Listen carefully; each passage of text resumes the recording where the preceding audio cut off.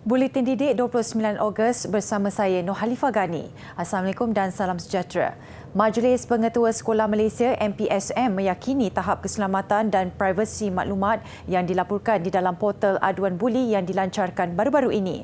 Biarpun tiada jaminan sepenuhnya kerahsiaan maklumat dan data peribadi pelajar adalah selamat daripada digodam, namun usaha Kementerian Pendidikan KPM dalam menyelesaikan kes buli yang berleluasa di kalangan pelajar melalui platform ini meningkatkan kecekapan penyelesaian kes.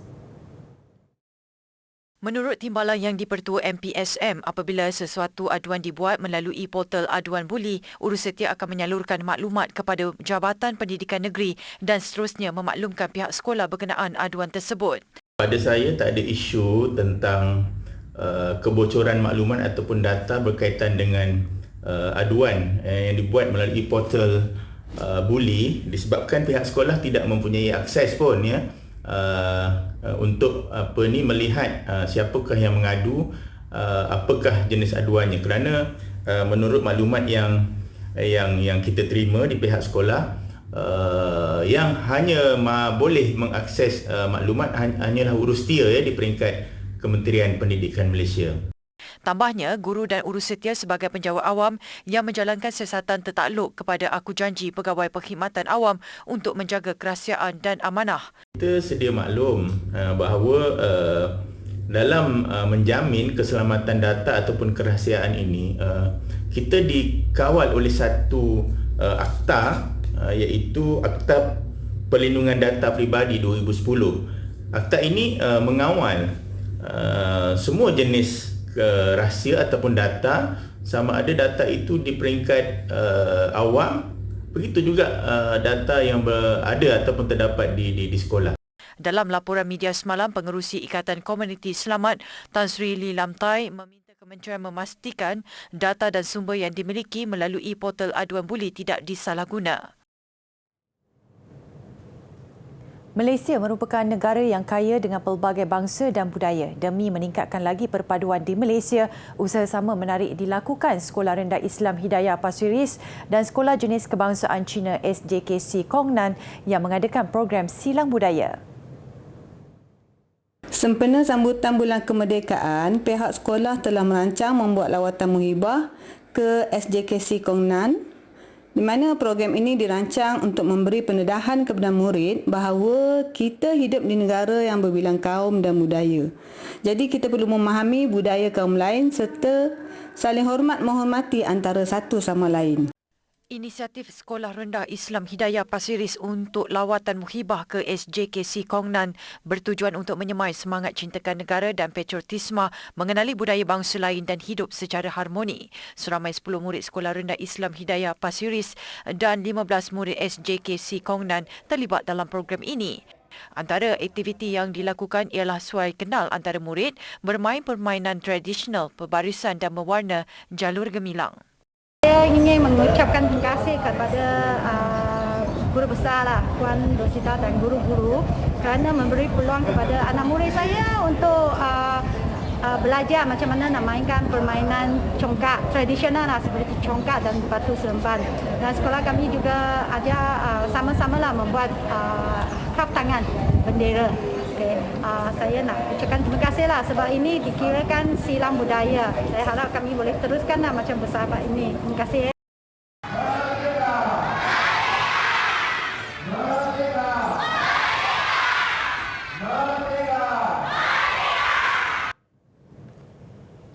Keterujaan untuk menyertai pertandingan pertunjukan fashion tema kemerdekaan menyebabkan 2 pelajar sekolah rendah di Kangar Perlis sanggup bangun seawal pukul 2 pagi. Pelajar tahun 2 Sekolah Kebangsaan Berseri Padang Besar Perlis, Iz Hafizi Hairulizat berkata dia sememangnya tidak sabar untuk menyertai pertandingan fashion itu sejak seminggu lalu. Katanya beliau bangun pada pukul 2 pagi kerana takut terlewat untuk menyertai pertandingan itu. Lebih menarik, beliau turut mempersembahkan seni silat gayung. Saya bangun pukul 2 pagi ini untuk mendaftar acara Merdeka ini. Sebab saya semangat untuk tunjuk silat saya. Dan merdeka. Berjuang demi merdeka. Bagi pelajar tahun 5 Sekolah Kebangsaan Suri Indra Kangar Perlis, Aulia Malika Abdul Munir, dia sanggup bangun seawal pukul 2 pagi demi bersiap dan bersedia bagi pertandingan itu. Penat tu penat lah, tapi sebab nak masuk pertandingan, kita terpaksa jugalah nak buat tu dengar je. Tenaga tu korban je. Demi negara kita korban tenaga. Sebab nak masuk pertandingan ni kesenang dah 2 hari dah. Ada 2 hari. Dah 2 tahun dah kita tak masuk. Dah 2 tahun dah kita tak ada kemerdekaan. Dah 2 tahun dah kita tak menyambut kemerdekaan dengan meriah macam ni. Expo yang julung kali diadakan ini mendapat sambutan hangat dengan kehadiran kira-kira 20,000 pengunjung yang syarat dengan pelbagai aktiviti. Antaranya pertandingan permainan khad, gubahan tuala, pertunjukan fashion tema Merdeka, persembahan kemerdekaan dan pameran sekolah, agensi kerajaan dan swasta. Bermacam-macam lagi lah. Begitu juga dengan penganjuran teknik-teknik pengajaran yang terkini. Antaranya ialah environment based learning yang mana kita modify cara-cara pengajaran guru itu sendiri, kita redesign ke arah yang lebih baik supaya terdapatnya cooling factor. Jadi murid-murid yang cicit, murid-murid yang tidak ada berminat mungkin untuk hadir ke sekolah, dengan adanya aktiviti-aktiviti ini ataupun redesign approach untuk menyampaikan ilmu pengetahuan ini, jadi murid-murid secara tidak langsungnya berminat untuk hadir ke sekolah dan mereka dapat mengikuti pelajaran dengan baik dan lebih berkesan.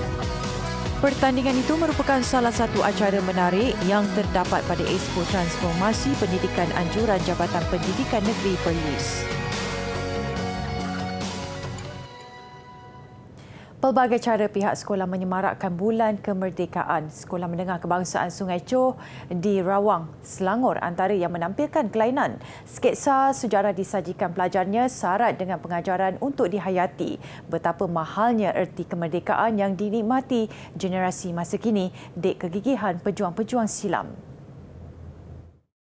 2 tahun tanpa aktiviti luar yang konkret gara-gara penularan COVID-19, keheningan Sekolah Menengah Kebangsaan Sungai Choh Rawang bertukar wajah dengan kegigihan pelajar aliran tingkatan 6 menjayakan sketsa sejarah. Ia hasil jalinan kerjasama pelajar semester 1 dan guru pembimbing yang buat julung kali diadakan mengisi program Bulan Kemerdekaan. Berlatar belakangkan sejarah negeri Perak yang bermula dengan perbalahan saudara pihak istana yang membawa pengaruh 2 kumpulan Samsing Cina sehinggalah kepada pencerobohan kuasa Inggeris. Kebangkitan pejuang-pejuang Melayu ditampilkan untuk menentang Inggeris yang mula campur tangan dalam pentadbiran dan adat istiadat Melayu. Nyata sketsa yang dibahagikan kepada 4 babak ini menarik minat sama ada pelajar mahupun guru yang hadir, juga pengetua sekolah Muhammad Suami Abdullah yang kagum dengan komitmen yang ditampilkan. Saya sebenarnya sangat berbangga dengan guru-guru saya. Okey, guru-guru saya sangat committed. Okey, dan saya sebenarnya berharap dengan adanya semangat kemerdekaan bagi negara kita tahun 65 ni dengan temanya keluarga Malaysia, teguh bersama. Kita harap kita akan dapat mewujudkan perpaduan khususnya di kalangan murid-murid di sekolah ini dan secara amnya di Malaysia. Bagi Abdul Sukur Yusof, penolong kanan tingkatan 6 pencetus idea sketsa ini, beliau nyata berpuas hati dengan persiapan intensif yang cuma dilakukan dalam masa singkat. Saya rasa dalam membentuk satu keluarga Malaysia, saya rasa inilah peluangnya. Saya dapat membawa bersama saya 86 pelajar semester 1 untuk bersama dengan saya memamparkan satu aksi yang memberi kesan bukan hanya pada diri mereka tetapi juga kepada audiens yang melihat. Itu saya satu kebanggaan lah, sebab kita dapat mendalami apa yang dikatakan sebagai semarak kemerdekaan itu. Tidak terkecuali kepada pelajar yang menjayakan sketsa, tidak kira sebagai pemegang watak mahupun di belakang tabir. Saya berharap sketsa ini kami jalankan atas tujuan untuk memaparkan jati diri pahlawan-pahlawan Melayu pada zaman dulu. Saya harap pelajar-pelajar yang menyaksikan sketsa yang baru saja berlangsung tadi mendapat satu pengajaran ataupun dapat memupuk jati diri dalam diri masing-masing. Saya belajar banyak perkara seperti bekerjasama rajin, Saya berasa sangat bangga dengan program sketsa ini. Sebelum ni saya jenis yang tak berani nak ikut drama-drama macam ni. Tapi ni first time lah saya berani ikut. Program sambutan Bulan Kemerdekaan ini tambah meriah dengan keceriaan pelajar dan guru mengibar jalur gemilang, juga bendera negeri-negeri disulami lagu bercorak patriotik.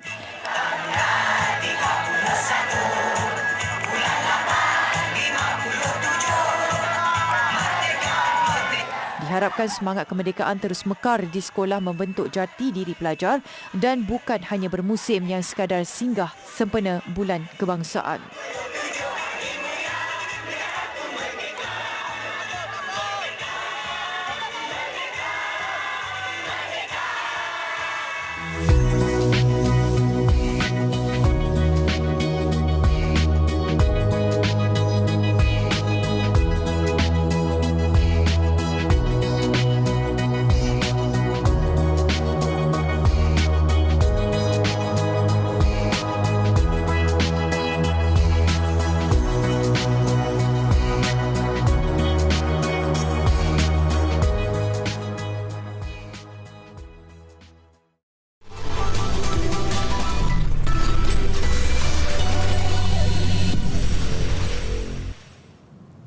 Sebanyak 13 buah sekolah di Tawau, Sabah mempamerkan kreativiti dan inovasi masing-masing dalam pertandingan Pintu Gerbang Merdeka bagi memeriahkan sambutan Bulan Kebangsaan tahun ini. Pertandingan julung kali diadakan itu sebagai inisiatif bagi menanam semangat kemerdekaan di kalangan warga pendidik dan pelajar. Kesemua sekolah yang terlibat di dalam Dewan Undangan Negeri Kukusan itu disyaratkan menghias dan mereka bentuk pintu gerbang bertemakan patriotisme. Menariknya, sumber bahan hiasan hendaklah menggunakan bahan-bahan terpakai sebanyak 90% daripada keseluruhan hiasan. Pertandingan anjuran pejabat Dewan Undangan Negeri Kukusan itu turut menyediakan hadiah wang tunai RM1,000 dan CJ penghargaan kepada pemenang pertama. Manakala tempat kedua dan ketiga masing-masing akan menerima wang tunai RM800 dan RM500 berserta CJ penghargaan. Itu acara untuk memupuk semangat patriotisme di kalangan pelajar juga. Dan ini merupakan satu cara macam mana kita untuk menyemarakkan semangat kebangsaan sempena dengan Bulan Kemerdekaan. Ini merupakan kali pertama dipertandingkan dan sekolah kami mengambil bahagian untuk pertandingan ini. Untuk apa yang kami sudah lakukan ni, kami telah menggunakan bahan kitar semula, iaitu botol-botol dan juga bambu untuk bagi menyiapkan pintu gerbang kami. Sebanyak 216 botol digunakan pakai dalam usaha menyiapkan gerbang sekolah kami ini. Idea menganjurkan pertandingan pintu gerbang ini adalah wajar dilakukan pada setiap tahun kerana melalui program ini kita dapat memupuk perpaduan dalam kalangan murid. Kemudian dalam proses pembinaan itu kita melibatkan persatuan ibu bapa dan guru, di mana ibu bapa, guru serta murid turut serta dalam membina pintu gerbang ini. Sementara itu, pertandingan berkenaan turut mendapat sambutan menggalakkan dan berharap ianya akan dapat dijadikan acara tahunan bagi menyambut kemerdekaan. Bersuara emas dan memukau, itulah keunikan burung murai batu Borneo yang kian popular dan semakin digemari peminat burung. Selain dijadikan hobi, spesies burung yang dilindungi hidupan liar itu turut dipertandingkan sebagai platform memperagakan kepelbagaiannya. Bersempena dengan sambutan kemerdekaan, pertandingan kicau burung murai batu diadakan di Merotai Tawau yang berjaya menarik lebih 200 penyertaan. Pertandingan tahunan itu dianjurkan Persatuan Burung Murai Batu Tawau dengan kerjasama Jabatan Hidupan Liar. Ia bertujuan mencari burung yang paling lama berkicau mengikut masa yang ditetapkan untuk dipilih sebagai juara. Kita juga berkolaborasi bersama Jabatan Hidupan Liar bagi memudahkan urusan-urusan perlesenan burung dan juga yang melibatkan Jabatan Hidupan Liar. Keistimewaan dia ni biasalah. Kan selain daripada hobi, dia pun bilang orang dia menghilangkan kita punya rasa stres. Bersempena dengan sambutan Hari Kebangsaan itu juga, penganjur turut mengedarkan jalur gemilang kepada pengguna jalan raya dan peserta. Sebagai usaha untuk memupuk minat murid untuk menyambung pelajaran ke peringkat sarjana, Sekolah Kebangsaan Sri Langat SK Sri Langat mengadakan lawatan ke Universiti Malaya. Program sehari sebagai mahasiswa itu disertai oleh 123 orang murid tahun 6 dan diiringi oleh 17 orang guru. Ia turut disertai oleh Saiful Adli Suhada, Pegawai Pendidikan Daerah Kuala Langat. Mereka jelas teruja dalam memenuhi impian sebagai mahasiswa. Murid terlibat diberi pendedahan melalui lawatan ke Fakulti Seni Kreatif, Fakulti Kejuruteraan dan Muzium Seni Asia. Ini merupakan lawatan pertama pihak sekolah yang diterima Universiti Malaya selepas pandemik COVID-19.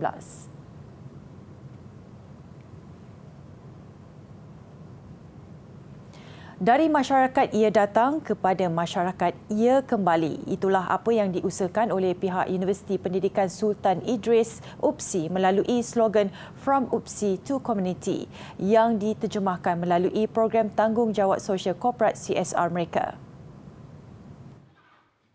Program CSR yang diberi nama Program Jiwa Murni ini dijalankan di Sekolah Kebangsaan Perlok dan Masjid Manderang.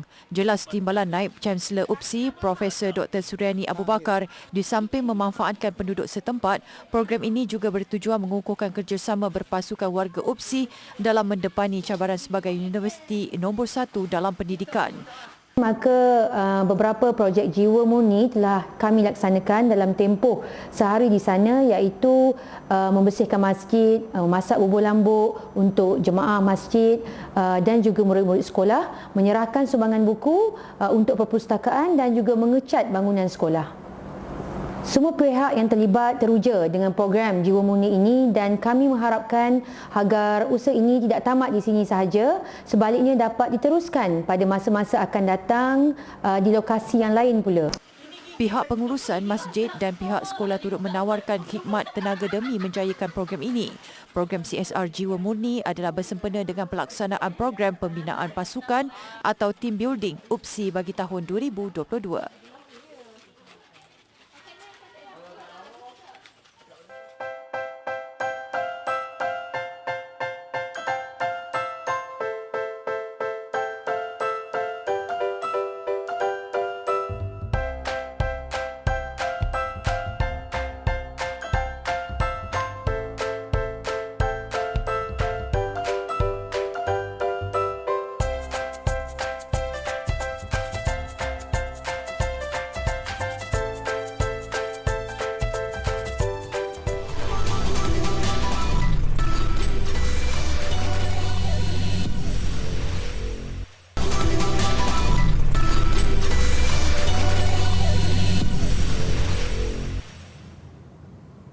Pernah diusik entah berapa banyak gincu ditelan wanita sepanjang hayat mereka. Kini sisa kosmetik menjadi isu kerana banyak daripada bahan itu sukar untuk dikitar semula.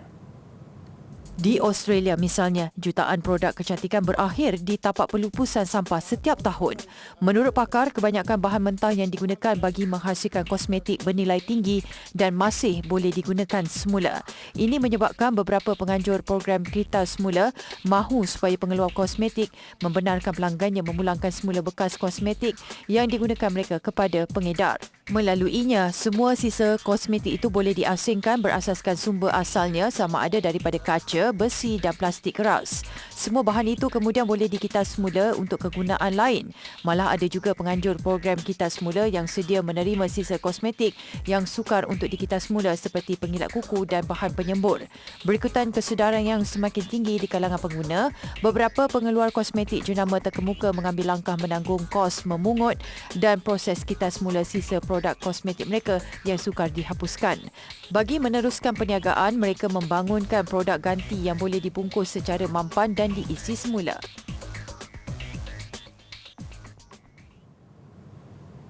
Bukan hanya di rumah atau tempat kerja, peminat bola lisut kelab Tohoku Rakuten Eagles di Jepun juga sudah tidak perlu bimbang terlepas babak penting perlawanan.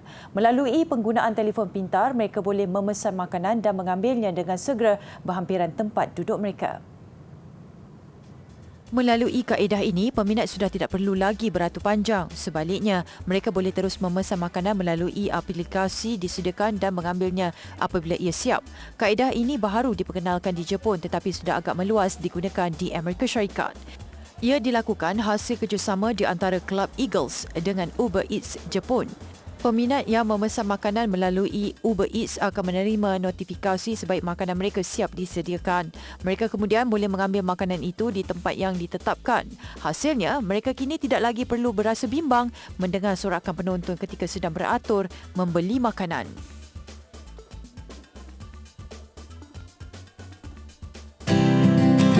Okey, pada hari ini saya akan terangkan tentang cara pegangan dalam sukan badminton. Okey, kita ada raket dan bagaimana kita nak pegang dia. Okey, kita ada dua cara pegangan. Yang pertama adalah forehand dan yang kedua adalah backhand. Okey, yang pertama adalah forehand. Cara pegangan dia adalah kita pegang raket seperti ini dan kita akan letakkan atau kita salam dengan raket. Cara pegangan salam. Ini dipanggil forehand grip. Okey, itu yang pertama. Okey, yang kedua adalah backhand grip. Okey, dalam raket kita ada berapa part dekat pegangan ni. So, kita thumbprint di bahagian yang besar, kayu yang besar dan kita grip. Ini dipanggil backhand grip.